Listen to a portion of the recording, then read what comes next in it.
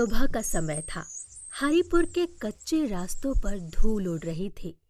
रघु अपनी झोपड़ी के बाहर बैठा सूखे खेतों को देख रहा था। उसकी पत्नी गौरी घर के कामों में लगी थी। रघु के चेहरे पर चिंता की लकीरें थी, लेकिन उसकी आंखों में एक अलग ही चमक थी, लालच की। रघु, क्या आज खेतों में काम करने नहीं जाओगे? क्या फायदा गौरी, मेहनत से क्या मिलता है। सालों से पसीना बहा रहा हूँ, लेकिन गरीबी ने पीछा नहीं छोड़ा। भगवान पर भरोसा रखो रघु, सब ठीक होगा। भगवान ने हमारे लिए क्या किया है। एक दिन देखना, मैं इस गांव का सबसे अमीर आदमी बनूंगा। गौरी चुप हो गई। रघु की आंखों में सपनों की जगह अब सिर्फ धन की भूख थी। शाम को रघु गांव के चौपाल पर गया। वहां कुछ लोग अमीर जमींदार के किस्से सुना रहे थे। उसके बंगले, घोड़े, सोने की अंगूठियों की बातें सुनकर रघु की आंखें चमक उठी।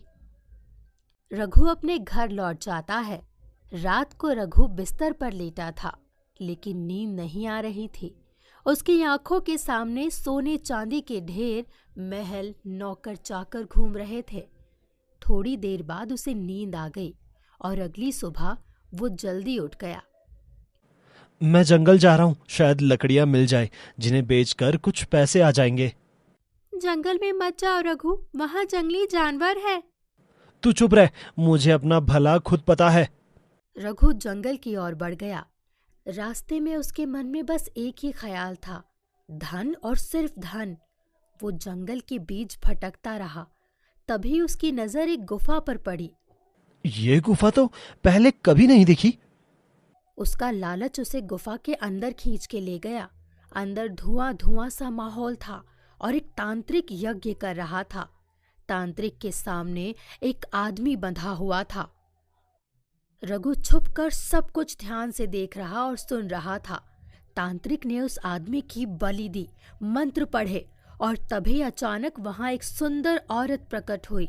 लंबे बाल, सर पर मुकुट, लाल साड़ी, और वो थी कर्ण पिशाचिनी। हे कर्ण पिशाचिनी, मेरी बलि स्वीकार कर। मैंने तुझे बलि दी है, तेरी पूजा करी है। अब मेरे लिए सोने के सिक्के लेकर आ।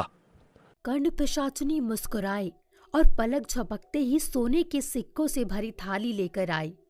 अगर मैं भी ऐसी पूजा करूं तो मेरी भी किस्मत बदल सकती है। उसकी आंखों में अब सिर्फ लालच था। वो तांत्रिक की हर क्रिया, हर मंत्र को ध्यान से देखता रहा। थोड़ी देर बाद वो गुफा से बाहर आ गया और अपने घर की ओर चल पड़ा। अब मैं भी उसकी पूजा करके अमीर बनूंगा, सबसे अमीर बनूंगा। फिर हर कोई मेरे सामने झुकेगा। रास्ते में रघु तांत्रिक की क्रिया और कर्ण पिशाचिनी की छवि को याद करता रहा। घर पहुंचा तो रात हो चुकी थी। गौरी दरवाजे पर खड़ी थी। इतनी देर कहाँ लगा दी? मैं कब से राह देख रही थी। जंगल में काम था, तू हर बात में टोकती क्यों है? ठीक है, अब खाना खा लो। अब मुझे किसी की जरूरत नहीं, अब मेरी किस्मत बदलने वाली है। रघु खाना खाकर बिस्तर पर लेट गया, लेकिन नींद नहीं आई। उसके दिमाग में तांत्रिक के मंत्र, बलि और कर्ण पिशाचिनी के सोने के सिक्के घूम रहे थे। अगर मैं भी वही पूजा करूं तो कर्ण पिशाचिनी मेरी भी हर इच्छा पूरी करेगी, मुझे भी अमीर बना देगी। लेकिन मैं उसकी पूजा अपने घर में नहीं कर सकता, गौरी को सब पता चल जाएगा। मैं ऐसा करूंगा कि इस गुफा में जाकर उसकी पूजा करूंगा, किसी को कुछ पता नहीं चलेगा। यही सोचते सोचते वो सो गया। अगली सुबह वो जल्दी उठा। रघु, आज खेत नहीं जाना क्या? आज कुछ जरूरी काम है, इसीलिए जंगल जा रहा हूँ। जंगल में ऐसा कौन सा काम है जिसके लिए रोज रोज जाना होगा? बहुत सवाल करती है, चुप रह। गौरी चुप हो जाती है, लेकिन उसके मन में चिंता थी। रघु जंगल की ओर बढ़ता है।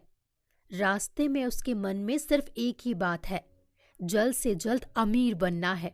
जंगल में पहुंचकर वो वही गुफा ढूंढता है जहां तांत्रिक ने पूजा की थी।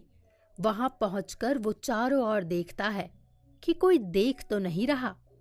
अब मुझे भी वही करना है, लेकिन बलि किसकी दूं? तभी उसे याद आता है गांव का बूढ़ा हरिया, जो अकेला रहता था। हरिया को पकड़ना आसान होगा। वो गांव लौटता है। हरिया को बहाने से बुलाता है। हरिया काका, जंगल में कुछ लकड़ियां लानी है, चलो मदद कर दो। अरे बेटा चलो, वैसे भी आज कुछ काम नहीं है। दोनों जंगल में पहुंचते हैं। रघु मौका देखकर हरिया के सिर पर डंडा मारता है। हरिया बेहोश हो जाता है। रघु उसे घसीटकर गुफा के पास लाता है। वही यज्ञ की जगह वो तांत्रिक की तरह मंत्र पढ़ता है, लकड़ियां जलाता है और हरिया की बलि दे देता है। हे कर्ण पिशाचनी, मेरी बलि स्वीकार कर, मुझे अमीर बना दो। चारों ओर सन्नाटा छा जाता है। अचानक धुएं के बीच से वही सुंदर औरत प्रकट होती है।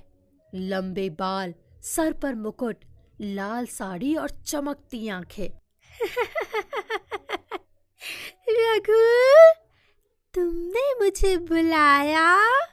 तुम सच में आ गई? मैंने तुम्हारी पूजा की है, बलि दी है, अब मुझे सबसे अमीर बना दो।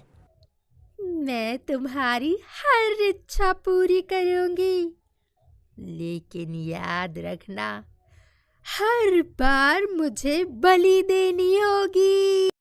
मंजूर है, मुझे दौलत, सोना, चांदी सब चाहिए और बदले में मैं तुम्हें बलि दूंगा।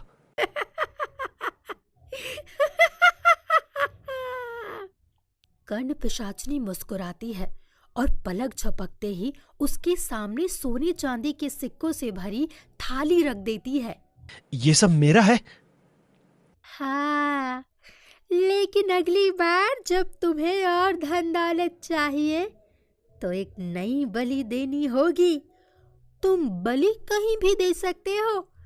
बलि देकर मुझे पुकारना, मैं आ जाऊंगी। रघु सिक्कों को उठाकर दौड़ता हुआ घर लौटता है। उसकी आंखों में सिर्फ और सिर्फ लालच था। ये सब कहां से आया रघु?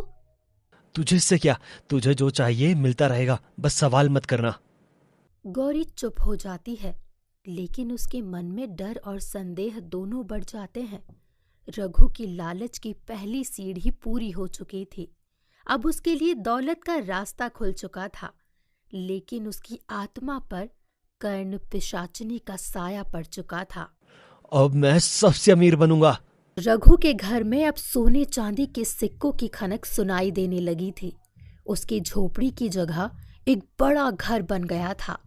गांव वाले हैरान थे कि अचानक रघु की किस्मत कैसे बदल गई। रघु की चाल ढाल, बोल चाल सब बदल गया था। उसकी आंखों में अब सिर्फ दौलत का नशा और लालच दिखता था। रघु, ये सब कहां से आ रहा है?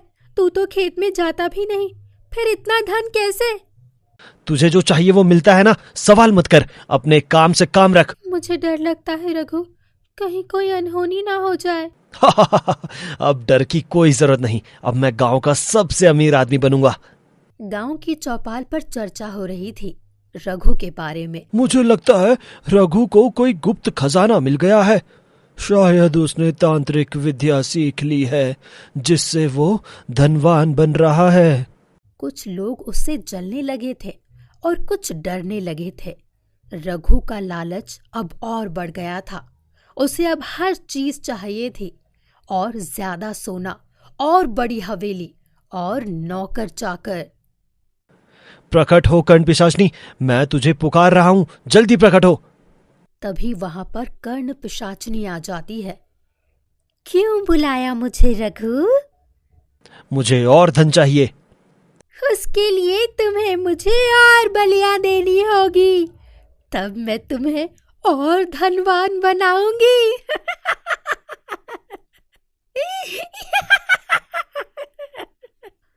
मैं तैयार हूँ। कर्ण पिशाचनी वहां से गायब हो जाती है। रघु रात में गांव निकलता है और इधर उधर देखने लगता है। तभी उसे दो लोग दिखाई देते हैं जो काम कर अपने घर लौट रहे थे। रघु एक डंडा उठाता है और पीछे से उन पर हमला कर देता है और उन्हें अपने घर में ले जाता है। हे कर्ण पिशाचनी, आओ, मैं तुम्हें बलि चढ़ाता हूँ, मुझे और धन चाहिए। रघु उन दोनों लोगों की बलि दे देता है। थोड़ी देर में कर्ण पिशाचनी वहां प्रकट होती है। रघु, बोलो, तुम्हें क्या चाहिए? मुझे और चाहिए। अब की बार मुझे गांव की सबसे बड़ी हवेली चाहिए। मिल जाएगा। लेकिन लेकिन मैं तुम्हें फिर से याद दिलवा देती हूँ कि हर इच्छा के लिए एक नई बलि चाहिए। मुझे कोई फर्क नहीं पड़ता, मुझे सब कुछ चाहिए। कर्ण पिशाचिनी उसे फिर से धन देती है, लेकिन उसकी आंखों में अब एक अलग ही चमक है, जैसे वो रघु की आत्मा को धीरे धीरे अपने जाल में फंसा रही हो। रघु, ये सब सही नहीं है। मुझे लगता है कोई बुरी शक्ति हमारे घर में आ गई है। बस कर गौरी, तुझे जो चाहिए मिलता है ना, अब सवाल मत कर, नहीं तो तुझे घर से बाहर निकाल दूंगा। गौरी चुप हो जाती है, लेकिन उसकी आंखों में डर और चिंता थी। रघु का लालच अब उसकी आत्मा को खोखला करने लगा था। हर बलि के बाद उसकी आंखों में डर की जगह और ज्यादा भूख दिखती थी। कर्ण पिशाचिनी हर बार मुस्कुराती, जैसे वो जानती हो कि इस खेल का अंत कितना भयानक होगा। भगवान से अच्छी तो बुरी शक्तियां होती है, हाल ही पूरी इच्छा कर देती है। पता नहीं लोग भगवान की पूजा क्यों करते हैं। पूजा करनी है तो इन आत्माओं की करो जो धनवान बना देती है। तभी वहां पर एक पंडित आ जाता है। बेटा, मुझे तुम्हारे घर के अंदर एक बहुत भयानक बुरी शक्ति दिख रही है, वो बहुत खतरनाक। पंडित जी, आपको जो बुरी शक्ति दिख रही है ना, वो मेरे ही भले के काम आ रही है, और आपने सही कहा, वो बहुत खतरनाक है। आप यहाँ से चुपचाप निकल जाओ, नहीं तो वो आपको मार देगी। वो पंडित चुपचाप वहां से चला जाता है। रघु के पास धन दौलत की अब कमी नहीं थी, वो बलि देकर वो हासिल कर लेता। ऐसे ही समय बीतता गया। रघु, रातों को तुझे नींद आती है? डरना छोड़ दे गौरी, अब हमारे पास सब कुछ है, तो हमेशा डरती क्यों है? मुझे तो हर वक्त डर लगता है। कभी कभी लगता है ये दौलत हमें ले डूबेगी। देख गौरी, तुझे आखिरी बार समझा रहा हूं, मेरे बीच में मत बोल, नहीं तो अंजाम बुरा होगा। रात के सन्नाटे में रघु को कभी कभी अजीब आवाजें सुनाई देती, जैसे कोई उसके कान में फुसफुसा रहा हो, जैसे कोई उसे देख रहा हो। ये सब मेरा वहम है या सच में कुछ है? एक रात रघु को सपना आता है। उसके सामने वही लोग खड़े हैं जिनकी उसने बलि दी थी। उनके चेहरे डरावने, आंखें लाल, और सब एक ही बात बोल रहे थे। रघु, तेरा लालच तुझे ले डूबेगा। रघु पसीने पसीने होकर उठ बैठता है। उसकी सांसें तेज हो जाती है। बाहर कर्ण पिशाचिनी की धीमी हंसी गूंजती है।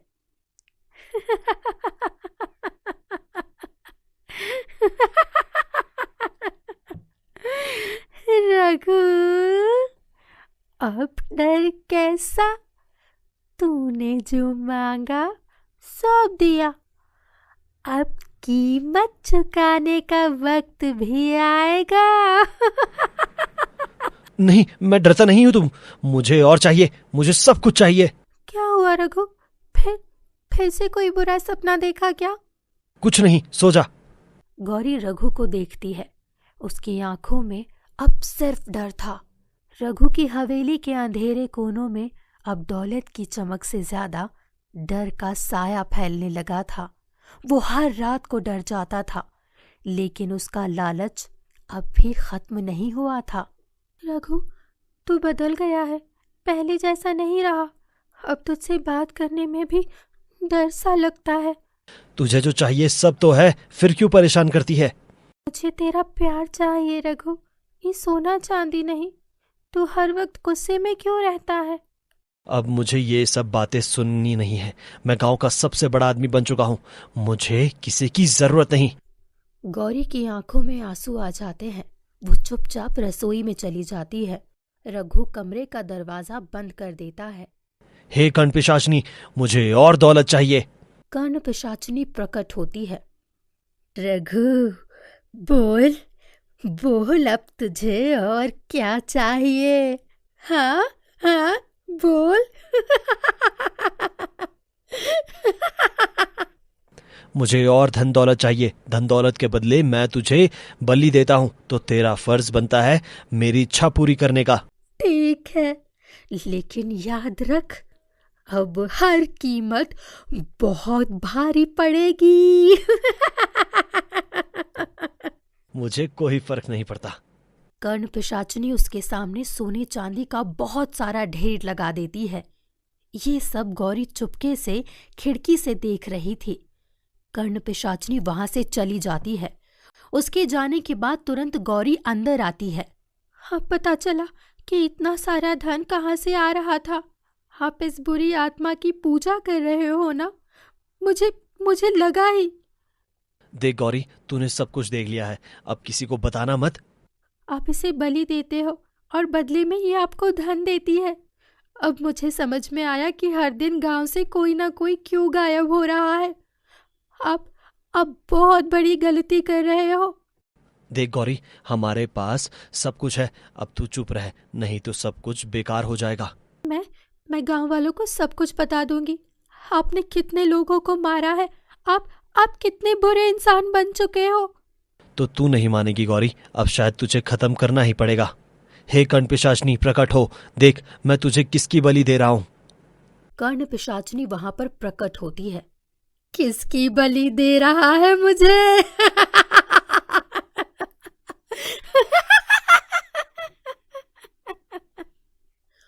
अपनी पत्नी की, ये मुझे बहुत परेशान करती है। रघु अपनी पत्नी की बलि देता है। कर्ण पिशाचिनी उस कमरे को सोने चांदी से भर देती है। कर्ण पिशाचिनी, ये गांव वाले मुझे बहुत परेशान करते हैं, बहुत सवाल जवाब करते हैं, और जब मेरे पास धन दौलत नहीं था तब मेरा मजाक भी उड़ाते थे। मैं तुम्हें जिन जिन के नाम बता रहा हूँ, तुम उन्हें मार दो। ठीक है, तुम मुझे नाम बताओ, मैं उन सभी को मार दूंगी। रघु गांव वालों के नाम बताता है। कर्ण पिशाचिनी सभी नाम को ध्यान से सुनती है और फिर वहां से गायब होकर गांव पहुंचती है और जिन जिन के नाम रघु ने बताए थे उन्हें मार देती है और फिर वापस रघु के पास पहुंचती है। तुमने मुझे जिन जिन के नाम बताए थे मैंने उन्हें मार दिया है, और बताओ और क्या करना है? अब तुम बाकी के जो गांव वाले बचे हैं उन्हें मेरा गुलाम बना दो। मैं जो कहूँ वो लोग वही करे, वो मुझे अपना राजा मानने लगे। ठीक है रघु, मैं सभी गांव वालों को तुम्हारा गुलाम बना देती हूँ। कर्ण पिशाचिनी वहां से गायब होकर गांव में पहुंचती है और अपनी शक्तियों से सभी गांव वालों को गुलाम बना देती है।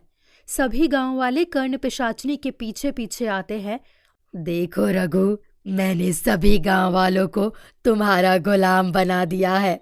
अब ये सभी वही करेंगे जो तुम कहोगे। आज से तुम सभी मेरे गुलाम हो और मैं तुम्हारा मालिक। मैं जो कहूँगा वो तुम सबको करना ही होगा। आप जो कहेंगे वो हम करेंगे। रघु, तुम्हारे पास तो सब कुछ है जो तुम्हें चाहिए था। हाँ, मेरे पास सब कुछ है जो मुझे चाहिए था। ऐसे ही समय बीतता गया।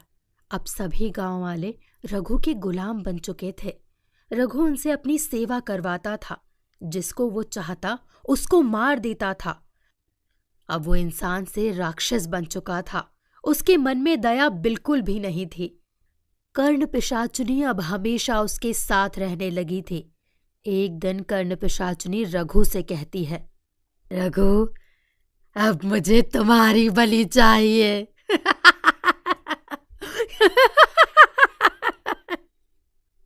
क्या कह रही हो तुम? मुझे तुम्हारी बलि चाहिए। मैंने पहले ही कहा था कि अब कीमत बहुत बड़ी होगी।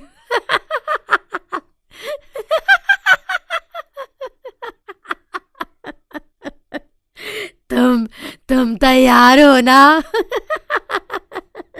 तुम पागल हो गई हो। मैं तुम्हें अपनी बलि नहीं दूंगा। अगर तुम्हें बलि चाहिए तो इन गांव वालों की लो, जिनकी बलि चाहिए उतनी ले लो।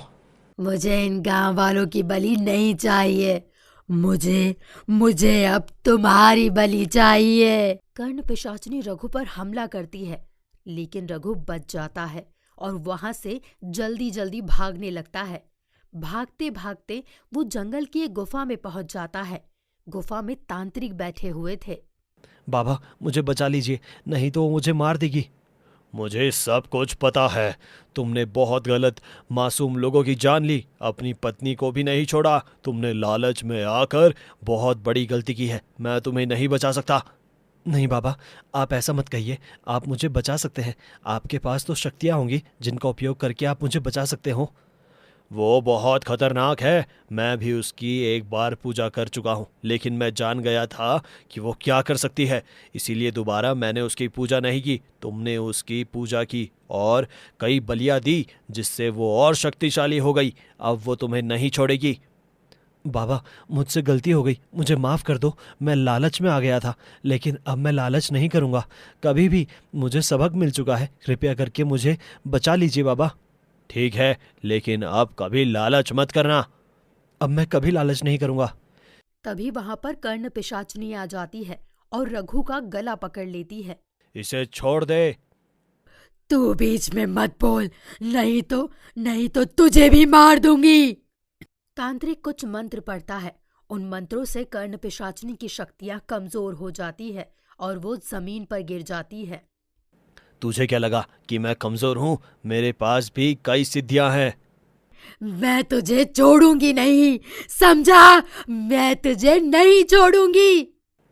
अब मैं तुझे एक ऐसी जगह कैद करूंगा जहां से तू कभी वापस नहीं निकल पाएगी और ना ही किसी को लालच देकर उसे बर्बाद कर पाएगी। तांत्रिक कुछ और मंत्र पढ़ता है और फिर रघु और तांत्रिक गुफा के बाहर आ जाते हैं। तांत्रिक गुफा के दरवाजे पर एक पत्थर लगा देता है। अब मैं इसे कैद कर चुका हूँ। अब तुम सुरक्षित हो, लेकिन ध्यान रखना, अब कभी लालच मत करना। तुमने कई गलतियां की है लालच में आकर। बाबा, अब मैं कभी लालच नहीं करूँगा। लेकिन बाबा, अब जो मेरे पास धन दौलत है, मैं उसका क्या करूँ? बेटा, उसे अपने गांव वालों को बांट देना। तांत्रिक जंगल में चला जाता है। रघु वापस अपने गांव आ जाता है। सभी गांव वाले पहले जैसे हो चुके थे। रघु अपनी सारी धन दौलत गांव वालों को बांट देता है। मैंने कई गलतियां की है, मेरे हाथों से बहुत पाप हुए हैं, लेकिन अब मुझे सब कुछ समझ आ गया है कि लालच करना सही नहीं। आज से मैं भी आप लोगों की तरह खेती करूंगा और एक साधारण जीवन जीऊंगा। रघु अब गांव का एक ईमानदार और मेहनती किसान बन गया था। जिस गुफा में कर्ण पिशाचिनी कैद थी, उस गुफा की रक्षा वो तांत्रिक किया करता था। लेकिन कुछ समय बाद उस तांत्रिक की मौत हो गई थी। अब कर्ण पिशाचिनी आजाद थी।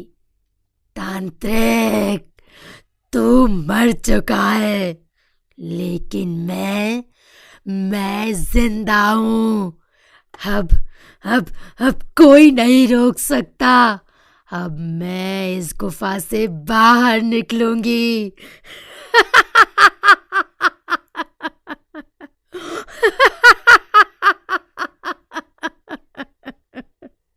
कर्ण पिशाचिनी आंखें बंद करती है और मंत्र पढ़ती है। चारों ओर धुआं फैलने लगा। गुफा की दीवारें कांपने लगी, पत्थर दरकने लगे। गुफा का दरवाजा खुल गया और कर्ण पिशाचिनी एक बार फिर से बाहर आ गई। मैं आजाद हूं, मैं आजाद हूं।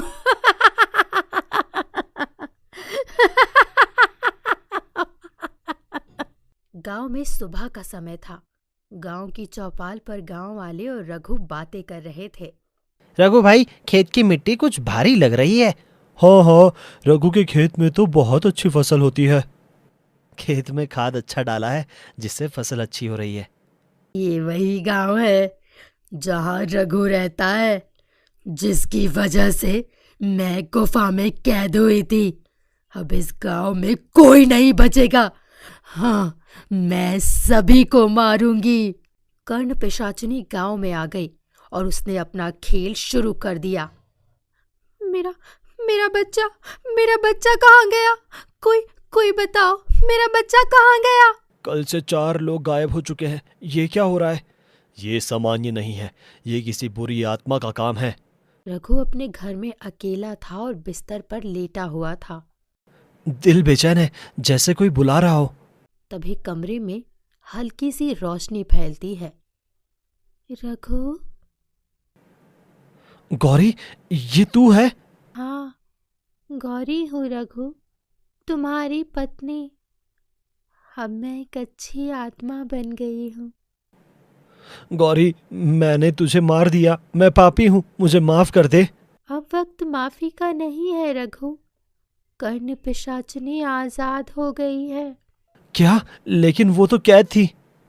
जिस तांत्रिक ने उसे रोका था उसकी मृत्यु हो चुकी है। अब कोई उसे रोकने वाला नहीं है रघु। अब वो क्या करेगी? वो गांव के लोगों को मार रही है और अब वो तुम्हें भी ढूंढ रही है। गौरी, अब मैं पहले जैसा नहीं हूँ, मैंने बदलने की कोशिश की है। मैं जानती हूँ रघु, इसलिए मैं तुम्हें बचाने आई हूँ। तभी वहां पर कर्ण पिशाचनी आ जाती है।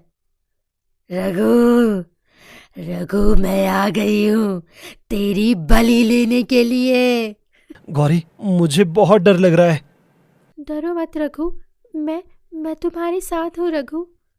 तूने मुझे कैद कर जो दर्द दिया था, अब तुझे वही दर्द मिलेगा जो मैंने झेला है। कर्ण पिशाचनी, अब तेरा खेल खत्म होगा।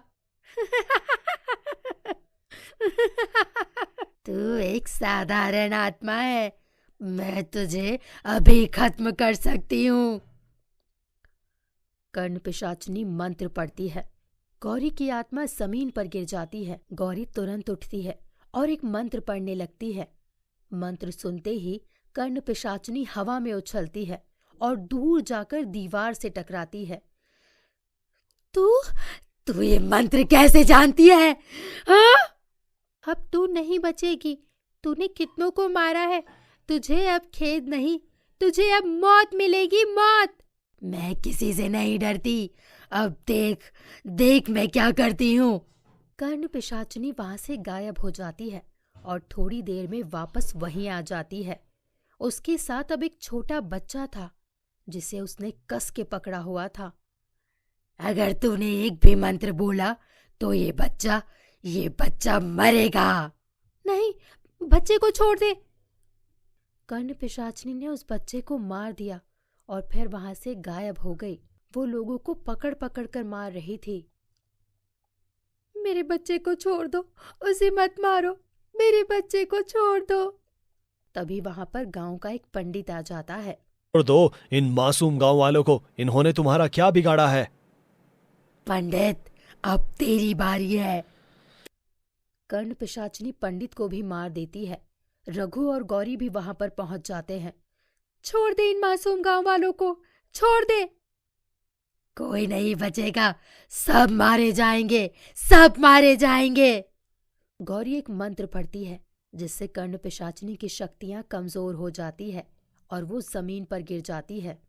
तो कितनी भी कोशिश कर ले गौरी, तू मुझे रोक नहीं पाएगी। कर्ण पिशाचनी उठती है और गौरी पर वार करती है जिससे गौरी जमीन पर गिर जाती है और मौका पाकर कर्ण पिशाचनी रघु को मार देती है। तूने ये सही नहीं किया कर्ण पिशाचनी, तू नहीं बचेगी।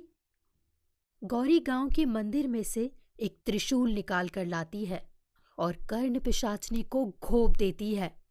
कर्ण पिशाचनी तड़पते तड़पते वहीं मर जाती है। बुरी शक्तियों की पूजा करना या उनकी बातों को मानना इंसानों के लिए अच्छा नहीं है। बुरी शक्तियां इंसानों को लालच देती है और फिर उन्हें ही मार देती है। लेकिन बुरी शक्तियां कभी भी भगवान से बड़ी नहीं हो सकती। भगवान उतना ही देता है जितने की जरूरत होती है और लालच में आकर बड़ी शक्तियों से धन दौलत मांगना बहुत खतरनाक हो सकता है।